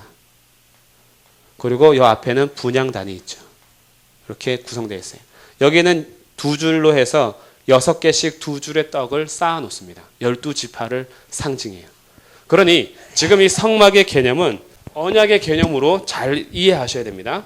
지금 하나님의 임재를 상징하고 만남을 상징하고 보호를 상징한다고 했는데 근본적인 성막의 첫 단추는 하나님과 백성 사이의 증거궤를 통해서 만나는 곳이에요. 그러니 이것은 언약식 체결할 때 신혼방을 꾸며서 하나님과의 언약이 완전하게 이루어지는 합방식이라는 거예요. 그래서 지성소는 하나님께서 임재하시는 백성을 만나기 위해서 임재하시는 곳이라면 성소는 하나님을 만나야 될 백성들이 나아가는 장소로서 합방식의 개념이 되는 겁니다. 그럼 이 세 가지는 결국 이스라엘 백성들이 하나님을 만나기 위해서 갖춰야 될 것을 설명해 주고 있다는 거예요. 그래서 이 진설병 떡상 6개씩 두 줄에서 12지파를 이루는 것은 결국 이것은 그 빵, 하나님의 말씀을 의미하는데 하나님의 말씀을 의미하면서 동시에 12지파의 한 공동체성을 말합니다. 하나님께 나아갈 때에 안식일 때마다 떡을 지파별로 하나씩 가져가요. 그리고 드립니다. 이 12개를 쌓아놓고 6일 동안 보호해 뒀다가 다음 안식일이 되면 새 것으로 갈아버립니다. 그러니 이 지파들이 하나님께 나아갈 때에 하나님의 말씀을 사모하며 말씀을 들고 이 공동체가 하나가 돼서 하나님 앞에 나아가는 열심이 있어야지 하나님을 만날 수 있다는 거예요. 하나님 앞에 나아가는 것이 전혀 아무 생각 없이 그냥 있는다고 만나는 것이 아닙니다. 하나님께 부르짖을만 할 때 부르짖어라. 만남만 할 때 찾으라. 하나님을 찾는 자들은 멸시하지 않으시고 품어주시는 것이 백성들이 그냥 하나님에 대해서 전혀 관심도 없고 하나님에 대해서 생각도 하지 않고 내가 하나님께 나아가는 것에 있어서 전혀 개념도 없는데 하나님께서 나와서 그냥 무조건 우리를 만나주시고 강권적으로 이렇게 데려가지 않는다라는 거예요. 너네들은 나를 만날 때에 한 열심을 가지고 말씀 안에서 온전히 하나가 돼서 나오라는 거예요. 지금 순서가 여기서부터 되기 때문에 조금 헷갈릴 수 있는데 만드는 순서대로 명령대로 하다 보니 그렇습니다. 원래는 여기서부터겠죠. 들어오는 입구서부터 번제단을 통해서 이미 죄속함을 받은 사람들을 말하는 겁니다. 죄속함을 받기 전에는 하나님께서 어떤 일을 하시든지 강권적으로 데려오실 때도 있겠죠. 그러니까 지금 이것은 구원받은 백성들을 얘기하는 거예요. 구원받은 백성들은 하나님을 사모하는 마음이 있어야 돼요. 하나님에 나아가고자 하는 그런 열심이 있어야 됩니다. 그런 사람들에게 하나님께서 더 말씀하시는 것이지 그냥 똑같이 아무 생각 없이 예배에 관심도 없고 하나님에 대해서 말씀에 대해서 갈급함도 없는 사람에게 하나님의 말씀을 갈급하고 예배를 사모하는 사람과 동일하게 하지는 않으신다라는 거예요. 그렇게 교회가 이런 한 공동체의 모습을 가지고 있어야 돼요. 그 교회에 하나님께서 임재하시겠다라는 거예요. 그리고 마주보고 있는 이 등대, 이것은 7촛대를 이루는데 이 7촛대는 7, 완전수를 상징하면서 요한계시록에 이것은 7교회를 나타내기도 합니다. 근데 당시 이 자체로만 봤을 때 이것은 살구나무의 형상을 하고 있어요. 그래서 꽃 받침대, 초 받침대는 살구꽃 모양입니다. 그래서 이것은 꼭 하나의 나무에서 촥 펼치는 것 같아요. 그리고 이것을 만들 때는 한 달란트의 금으로 만듭니다. 다른 것은 덮개 이제 그 금을 씌우고 뭐 만들 때 그냥 금 녹여서 만들면 돼요. 등대만큼은 그렇게 하지 않았어요. 자, 명령 보세요. 31절부터 등잔대 만드는 건데 39장 보세요. 39절. 39절에 등잔대와 이 모든 기구를 순금 한 달란트로 만들되, 이것은 순금 한 달란트로 만들어야 되는 또 다른 그 등대 기구였다라는 거예요. 그래서 이것은 한 달란트라는 것이 개념이 별로 없잖아요. 금 한 34kg 정도 됩니다. 33에서. 돈으로 제가 따져봤어요. 몇 돈이 될까? 그랬더니 9,000돈이 됩니다. 9,000돈. 9,000돈을 가지고 금 촛대 만드는 겁니다. 우리가 생각하는 조그만 촛대 아니에요. 손으로 들 수 있는 촛대가 아니라 제사장이 서서 이렇게 하는 거예요. 큰 거예요, 이렇게. 그러니 이것을 통해서 여기 들어갈 때에는 밖에서 비추는 빛은 차단됩니다. 다. 오직 등대를 통해서만 빛이 비춰져요. 그래서 이 교회 안에 백성들이 모여서 나아가는 이 교회 안에 성령의 조명을 의미합니다. 그래서 성령의 조명과 떡이 마주보게 했어요. 그래서 이 등대를 통해서 마주보는 떡과 이 향을 비추도록 했습니다. 향은 성도들의 기도를 의미하죠. 그러니 성령의 조명하심 가운데에 말씀과 기도가 같이 비춰지는 것을 의미하는 거예요. 그래서 지금 이 한 달란트를 가지고 온전한 완전함을 이루는 이것도 결국은 이스라엘의 한 공동체를 의미합니다. 그래서 지금 성막의 개념, 출애굽할 때 이후부터 하나님께서는 이제는 한 사람 한 사람보다는 한 공동체를 말해주고 있어요. 이스라엘 백성들. 그래서 이스라엘 백성들 너희들은 나와 관계를 맺은 언약 공동체라는 것을 계속해서 말해줍니다. 그리고 이 언약 공동체는 이제 같이 가는 거죠. 그래서 완전한 모습으로. 그래서 등대는 그런 역할을 하고 있고요. 그리고 이제 향단은 말씀드렸듯이 대제사장이 들어가기 바로 직전에 향단을 통해서 이 향을 통해서 이제 구별하게 되고 이 성소를 구별하는데, 이것은 나중에 요한계시록에서 함께 하나님께 올려질 금향단, 성도들의 기도다라고 하면서 번역해주고 있습니다. 이것은 결국은 예수 그리스도의 중보 사역을 의미합니다.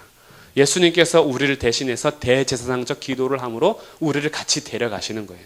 그래서 그냥 단순하게 우리가 내 물질적인 것, 내 욕망적인 것, 내 탐심을 가지고 기도하는 그런 기도를 얘기하는 것이 아니라 예수님께서 우리의 모든 것들을 사하시고 백성들을 품으시면서 하나님께 올려드리는 대제사장적 기도를 얘기하는 거예요.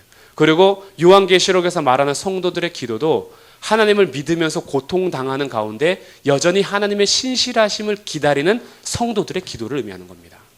그러니 그곳에서 하나님 언제까지입니까? 언제까지 기다려야 합니까? 예수님 믿는 것 때문에 사자밥이 되고 불 가운데 가면서 자신들의 모든 것을 예수님께 올인하여 던진 그 성도들의 기도를 얘기하는 거예요. 하나님께서 너희들을 멸시하지 않는다라는 겁니다. 너희들의 기도를 같이 향과 함께 올려가는 거죠. 이렇게. 그러면서 얘기해 주고 있습니다. 이렇게.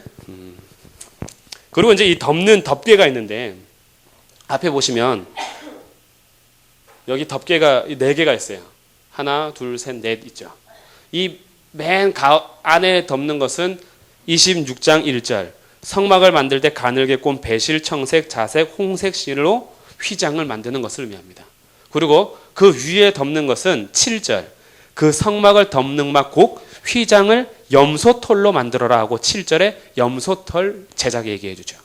14절 세 번째 막은 수량의 가죽으로 막덮개고 맨 위에가 해달의 가죽입니다. 이 해달의 가죽 원어로 찾아보니까 참돌고래 가죽이에요. 돌고래. 네. 그때 이때 당시 애굽에서는 이 참돌고래 가죽이 손쉽게 구할 수 있었던 것이래요. 근데 광야에서는 물론 구하기 어려웠겠지만, 근데 나중에 집안에 있는 물품들을 다 낼 때 애굽에서 가져왔던 이 가죽들을 여인들과 집에서 다 내서 슬기로운 여인들이 이 막을 다 손수 짜는 겁니다. 오늘날처럼 기계가 만드는 게 아니라 여인들이 다 바느질하는 거예요. 얼마나 귀한 건지 몰라요. 이거 만드는 겁니다. 이게 다 의미가 있어요. 이 밖에서 볼 때는 요 해달 가죽만 보이겠죠. 여기 이 높이가 지금 2.2m 정도 됩니다. 그래서 사람의 키로는 볼 수가 없어요. 안에를 들여다볼 수 없어요. 그러나 이 성막의 높이는 이것보다 더 높기 때문에 밖에서 누구든지 볼 수 있어요. 그러나 교회의 모습은, 진정한 모습은 볼 수 없다라는 것을 의미해 주는 거예요. 밖에서 보는 것은 해달 가죽밖에 보이지 않습니다. 해달 가죽은 예수 그리스도의 인성을 의미합니다. 이제 막에 대해서 설명해 드릴게요. 그래서 이 해달 가죽은 예수님의 인성을 얘기해 주기 때문에 세상에서도 예수님의 인성은 얘기할 수 있어요. 4대 성인이다, 사랑을 강조하셨다라고 하면서 예수님의 피상적인 것은 얘기할 수 있으나 안으로 들어오지 않는 한은 진짜 예수님의 모습은 볼 수 없죠. 수양과 염소는 뭘 의미하냐면 대속의 기능. 먼저 수양은 대속의 기능을 의미합니다. 양을 잡아서 우리를 대속하는 그 모습을 상징하는 거예요. 염소도 마찬가지입니다. 염소를 드리는 것도 속죄 제물로서의 염소를 의미합니다. 그렇기 때문에 교회의 참모습은 대속으로 인해서 들어가는 거예요. 예수 그리스도의 그 대속. 마지막 아름다운 앙장, 이 청색, 자색, 홍색 실로 그리고 가늘게 꼰 배실로 수놓은 것은 아름다운 예수 그리스도의 아름다운 신성을 의미합니다. 교회 안에 들어와서 성소에 들어가지 않는 한은 볼 수 없는 예수 그리스도의 아름다움을 얘기해 주는 거예요. 그리고 이 청색, 자색, 홍색 실 그리고 가늘게 꼰 배실 이것이 흰색을 의미하는데 여기에도 색깔별로 다 의미가 있습니다. 청색은 하나님의 아들을 상징합니다. 하늘색을 표시하면서 그리스도의 신성을 의미합니다. 그래서 청색은 요한복음이에요. 요한복음. 그리고 자색은 자색 옷을 입는 왕을 생각하시면 됩니다. 왕으로 오신 예수 그리스도입니다. 이것은 마태복음을 의미해요. 홍색은 피죠. 피 색깔 번제물로서 예수님, 바로 종으로 오신 예수 그리스도 마가복음을 의미합니다. 그리고 마지막 흰색, 가늘게 꼰 배실, 이 흰색은 완전하신 인간으로 오신 예수 그리스도 누가복음을 상징하고 있습니다. 결국 교회는 이 막을 통해서 그리고 가늘게 꼰 배실과 청색, 자색, 홍색 실을 통해서 모두가 다 예수 그리스도를 예표하고 있다는 것을 보여주는 거예요. 이렇게 들어올 때에만 예수님의 참모습을 볼 수 있다라는 것을 설명하고 있습니다.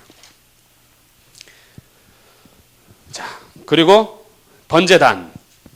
이제 들어가게 돼요. 먼저 여기서부터 설명했죠. 들어갈 때는 반대인데 하나님께서 임재하는 장면부터 설명하느라고 반대로 설명했어요. 들어갈 때 이쪽으로 들어가죠. 이 문이 여기 총 면적의 40%를 차지합니다. 40%를 차지하면서 넓어요. 약 10m 정도 됩니다. 9m에서 10m. 그러니 이것은 누구든지 들어오라라는 겁니다. 그런데 이 문은 다른 데는 없어요. 오직 여기만 있습니다. 이 문의 이름을 뭐라 하냐면 양의 문이라 그래요. 양의 문 들어보셨죠? 요한복음 10장에서 나는 양의 문이다. 그럼 이건 뭘 상징해요? 예수 그리스도를 통해서만 들어올 수 있다라는 거예요. 누구든지 들어올 수는 있어요. 그러나 다른 곳으로는 안 돼요. 오직 양의 문이신 예수 그리스도를 통해서만 교회 안으로 들어오는 겁니다. 그리고 들어왔을 때는 어떻게 되느냐? 제일 처음에 만나는 것이 번제단이죠. 번제단에서는 모든 것을 다 찢어서 내장도 깨끗하게 하고 피는 발을 이렇게 뿌리고 옆에다 두고 그리고 제물은 온전히 다 태워드립니다. 그래서 예수 그리스도를 통해서 들어와서 예수 그리스도의 완전한 제사를 통해서만 앞으로 나갈 수 있는 거예요. 지금 다 예수님의 오심에 대해서 예수님의 사역에 대해서 얘기해 주는 겁니다. 물론 100% 그렇진 않아요.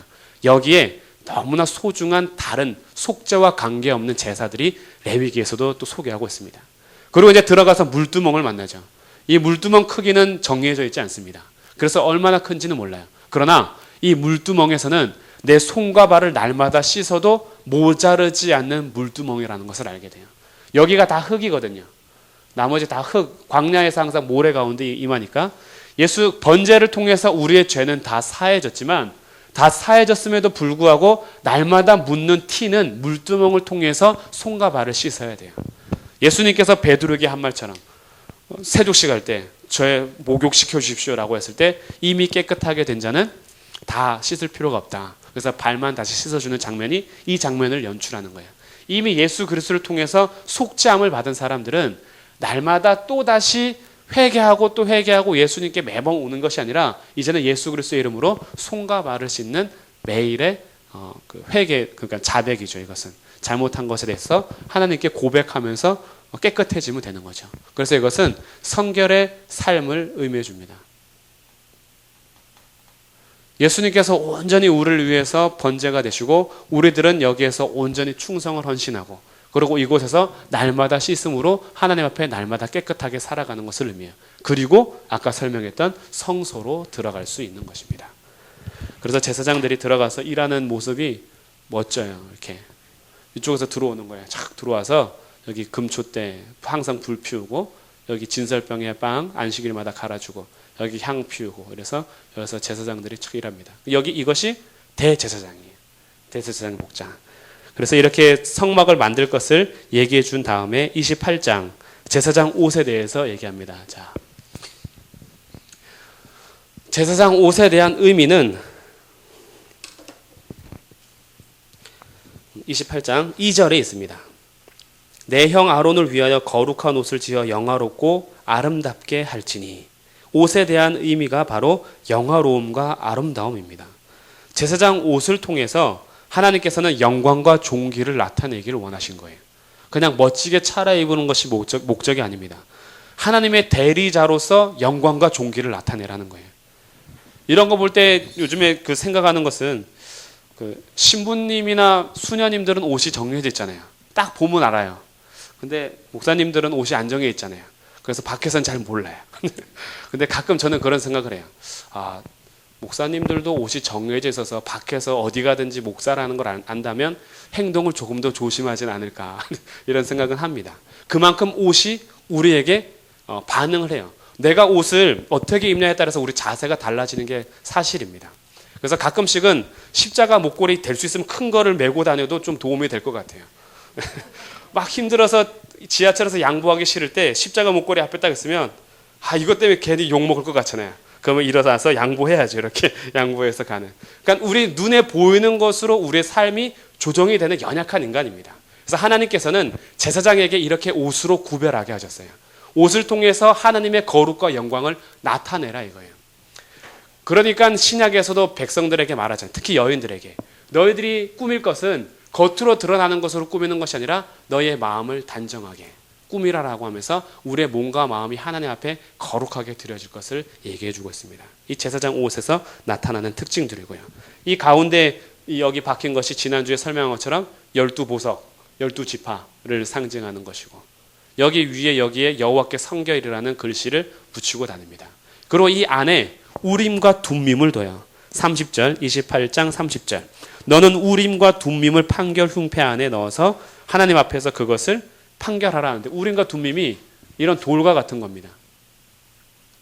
꼭 이렇지는 않아요. 그러니까 우림과 둠밈의 모양에 대해서 정확하게 이것이다라 말할 수 없는데, 이런 조약돌 같은 것이 아닐까라고 추측을 합니다. 그래서 이 판결문 안에 넣었다가, 흉패 안에 이렇게 넣었다가, 만약에 어떻게 해야 될지 정확히 모를 때 하나님의 뜻을 구하고 싶어요.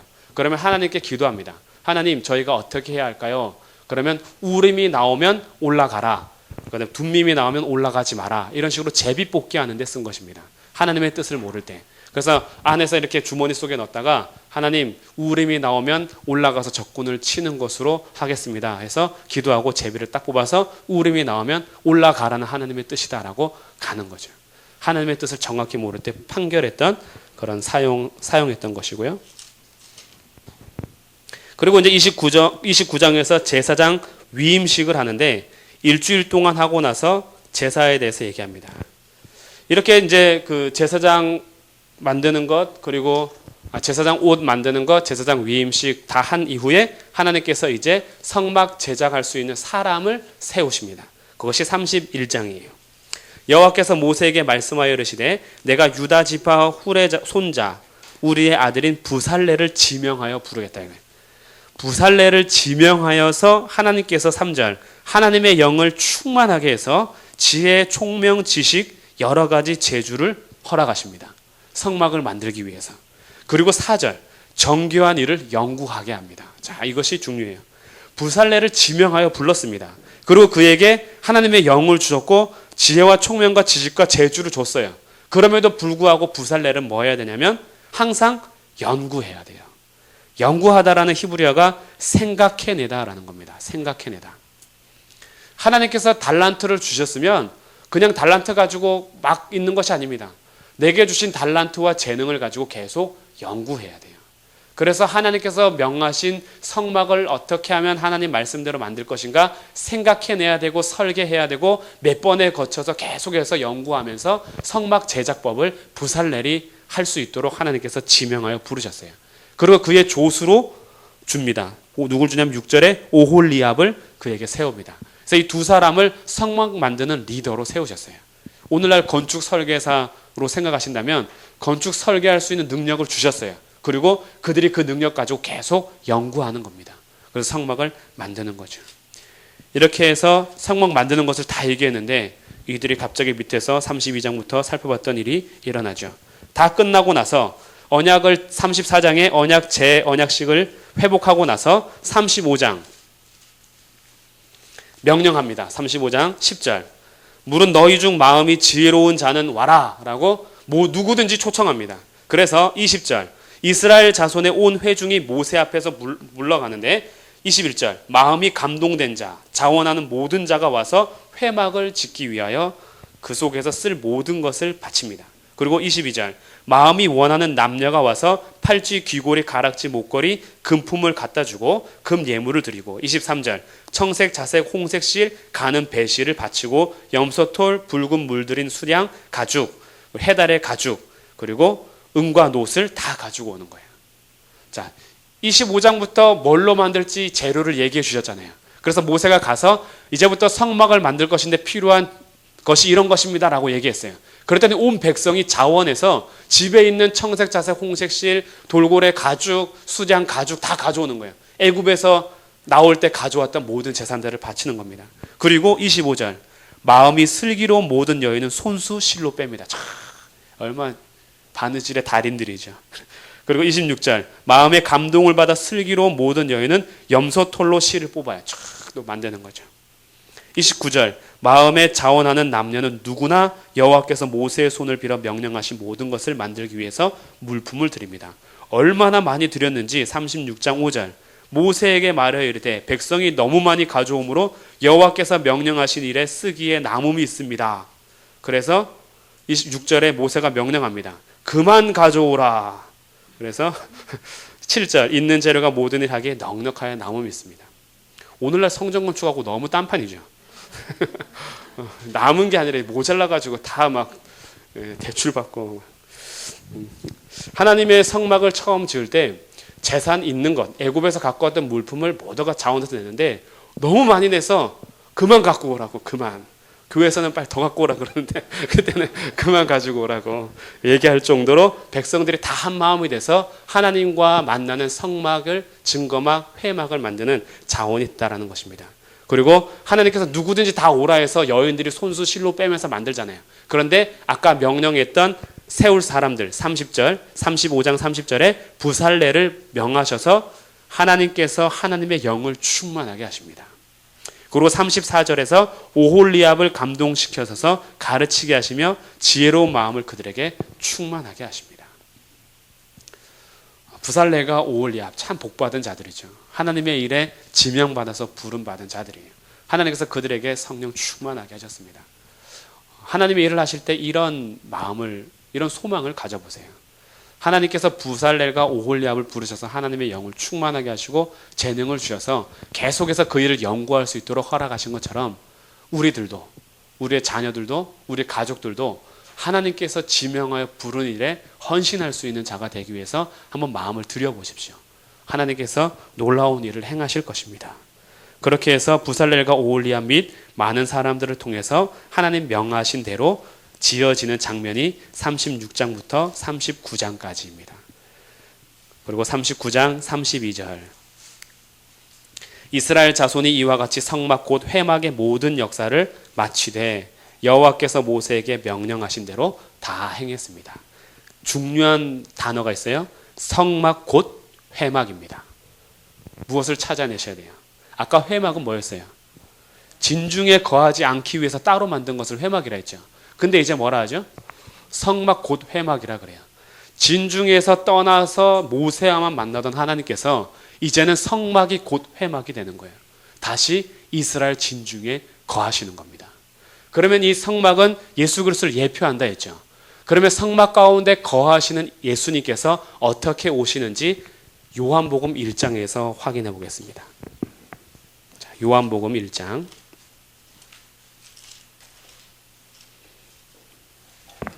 오늘 그 제사하고 절기까지 해보려 했는데 시간은 안 될 것 같네요.